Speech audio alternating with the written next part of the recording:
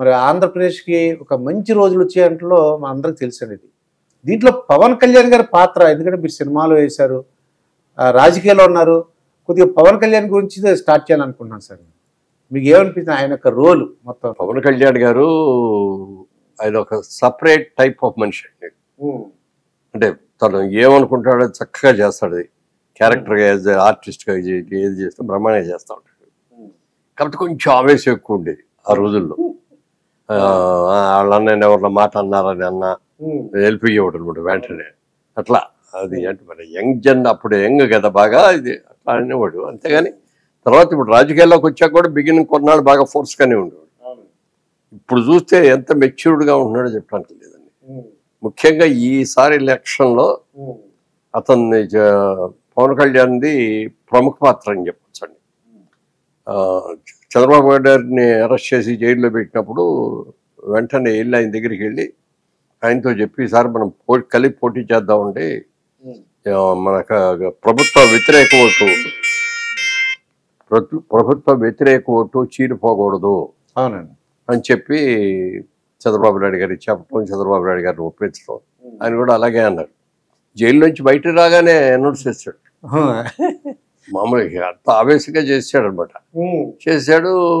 తర్వాత మరి బీజేపీతో కూడా కలవాలి, కూటమిని పెట్టిన తర్వాత బీజేపీ కలవకపోతే, ఎందుకంటే అక్కడ బీజేపీ ఉంది అని అంటే ఐఏఎస్ ఐపీఎస్ అందరూ అడప్ట్ అవుతారు.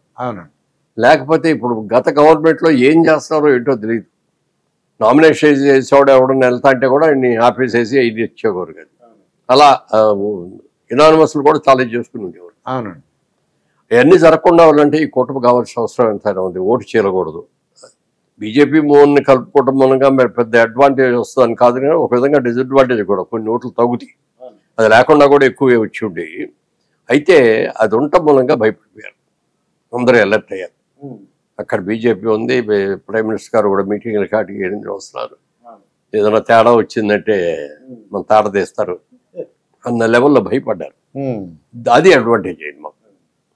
దాంతో ఏమైందంటే ఎలక్షన్ అద్భుతంగా జరిగింది. 82% పోలింగ్ వచ్చింది. ఎక్కడ లేదు ఇండియా మొత్తంలో ఎక్కడ కూడా అంత పోలింగ్ ఎవరి దగ్గర జరగదు. అంత పోలింగ్ జరగటం సైలెంట్ వేవ్ అండి. ఒక సైలెంట్ విప్లవం అంటారు. నిశ్శబ్ద విప్లవం. అది అంటే ఎవరికి వాళ్ళ లోపల మనసులో ఇదైపోయారు, బాధపడుతున్నారండి. ఈ 5 సంవత్సరాలుగా ఎన్ని రకాలుగా అన్ని వర్గాల వాళ్ళు, పెద్ద చిన్న అన్ని లేదు. పారిశ్రామికతలో పడ్డారు, బిజినెస్ పీపుల్ పడ్డారు, రోజు కూలి చేసుకునే రెక్కర్ దగ్గర ఒక్కలాంటి కూలీలు బాధపడ్డారు, అందరూ బాధపడ్డారు. ఇక అంతకుముందు ఎవరు ఎన్ని పార్టీలు ఎప్పుడు రౌడీజం అనేది మనకు ఉండేది కదండి. పెట్టేకపోయారు రౌడీజం కూడా, విపరీతంగా వచ్చారు. ఒక రౌడీ లేదో కాదు, అసలు మంత్రులు కూడా అంతే. మంత్రులు ఎమ్మెల్యేలు కూడా అసలు వాళ్ళ మాటలు కానీ, మాట్లాడే విధానం కానీ, వాళ్ళ ఇది కానీ అసలు భయంకరంగా భయపడ్డారు. అందరూ కూడా లోపల భయపడతానే ఉన్నారు. ఇదంతా జరుగుతుంది, మనం తప్పు చేసాం. లాస్ట్ టైం చంద్రబాబు నాయుడు గారు ఓడిపోయి జగన్మోహన్ రెడ్డి గారు గెలిచిన తర్వాత మాకు పార్లమెంట్లో కలిసే వీళ్ళు ఉంటారు, ఫ్రెండ్స్, ఇతర స్టేట్స్ వాళ్ళందరూ మాకు ఫోన్లు చేసి ఉన్నారు, ఏమయ్యా మీ వాళ్ళకి ఏం బుద్ధి ఉండదా? ఆ చంద్రబాబు లాంటి అద్భుతమైన అమ్మాయి ఉంటే ఆయన గెలిపించుకోకుండా ఎప్పుడో ఎవరో జైల్లో ఉండి వచ్చి, ఆయన 15 నెలలు జైల్లో ఉండి వచ్చి 20 కేసులు ఆయన మీద ఉన్నాయి, A1 అన్నిట్లోనూ. అలాంటి వాటిని ఎట్లా ఇచ్చుకున్నారా మీకు?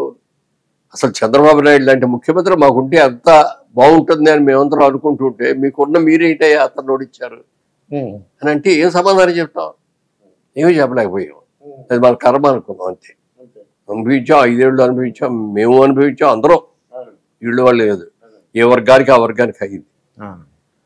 అభివృద్ధి లేకపోగా ఏ ముఖ్యమంత్రి అయినా కూడా రాష్ట్రాన్ని పరిపాలించడానికి వచ్చేటప్పుడు కొన్ని పద్ధతులు పెట్టుకోవాలి. జగన్మోహన్ రెడ్డి గారు రాజకీయాల్లోకి వచ్చేటప్పుడు, రాజకీయాల్లోకి వచ్చిన తర్వాత ముఖ్యమంత్రి అయ్యే తర్వాత ఆయన ఫస్ట్ స్టేట్మెంట్ ఒకటి ఇచ్చారు.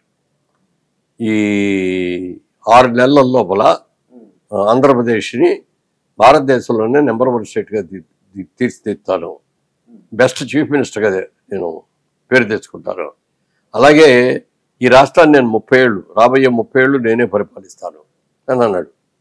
ఒక విధంగా నవ్వొచ్చినా నిజంగా అది కనుక చేస్తే చాలా బాగుంటుంది. ఒక యంగ్ ఎంటర్ప్రైనర్ లాగా వచ్చే వయసులో ఉన్న యుక్త వయసులో ఉన్న వ్యక్తి వచ్చాడు.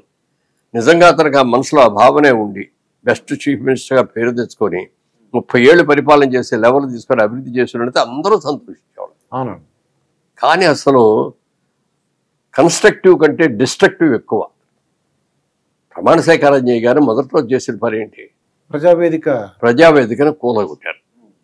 ఇది వరకటి రోజుల్లో కన్స్ట్రక్షన్ అంటే సిమెంట్ పిల్లర్స్ వేసి ఎన్ని కట్టో ఇదొక పద్ధతి అండి. ఇప్పుడు లేటెస్ట్ డిజైనింగ్ ఏంటంటే అంతా కూడా మన గడ్రస్లు, ఐరన్ గడ్రస్లతోటి ఐరన్ ఫ్రేమ్ తయారు చేసి ఆ ఫ్రేమ్ పైన రేకులు వేయటం లేకపోతే స్లాబ్ వేయటం ఏమిటనేది అట్లా చేస్తారు. దాన్ని నిజంగా ఆయనకి ఇష్టం లేక అది తీసేద్దామని అనుకుంటే కామ్గా పైన రేకులు తీసేసి నట్లు బోల్ట్ లోడ్ తీసేసి తీసుకెళ్ళి ఎక్కడైనా బిగించుకోవచ్చు. అలా చేయకుండా మరి ప్రొక్లైనర్లో బుల్డోజర్లు తీసుకొచ్చేసి మొత్తం కూలగొట్టేశారు. ఒక్క అది ఏది పనికిరాదు. ఐరన్ గడ్డలు కూడా అన్ని మెలికలు తిరిగిపోయినాయి. ఇప్పటికీ అది అలాగే ఉంది. మరి చంద్రబాబు నాయుడు గారు దాన్ని తీసి మళ్ళీ కొత్తది కడతారా లేకపోతే దాన్ని అలాగే మ్యూజియం లాగా పెడతామని ఇచ్చినట్టుగా అన్నారట.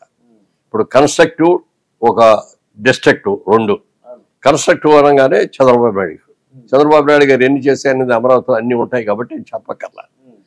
ఒక డిస్ట్రక్టివ్ చీఫ్ మినిస్టర్ వస్తే ఎలా ఉంటుంది అనేది అది గుర్తుగా ఉంటుంది.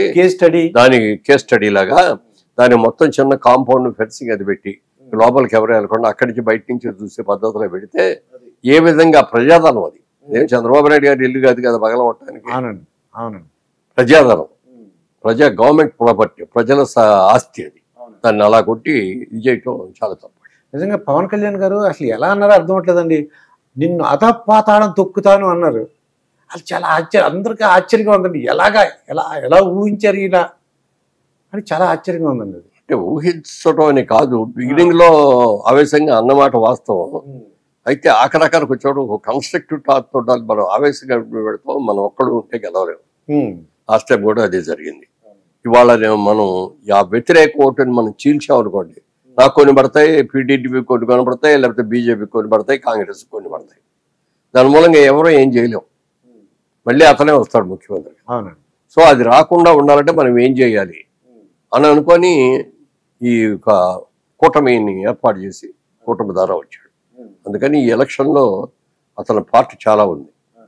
కూటమిని ఏర్పాటు చేయటం కానీ చక్కగా అసలు ఆయనకి సీట్లు అప్పుడు సీటు పంపకంలో 21 సీట్లే ఇచ్చారు. 20 కాదు, అంతకుముందు ఎక్కువ ఇచ్చారు. ముందు 22 ఇచ్చారు, కొద్దిగా తగ్గించుకున్నారు 21 ఇచ్చారు. దాంట్లో మళ్ళీ పార్లమెంట్ సీట్లు వాళ్ళకి కావాలంటే మళ్ళీ బీజేపీకి ఇచ్చారు. అవి కూడా